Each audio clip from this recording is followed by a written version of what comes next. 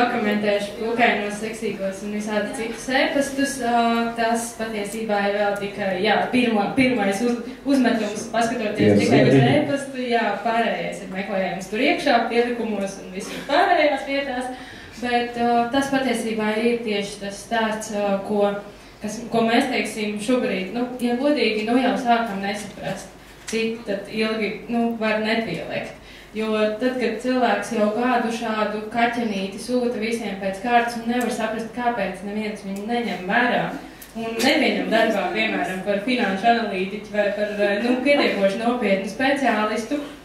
Un, tad īstenībā, manuprāt, ir kaut kāda problēma tajā procesā, kad tajā kļūdu analizēšanā vai kaut kādā tam līdzīgā vietā. Jo mēs savukārt arī kaut kādu laiciņu atpakaļ, jau laikam kāds pusgads būs pagājis, esam sākuši piedāvāt arī konsultācijas darba meklētājiem.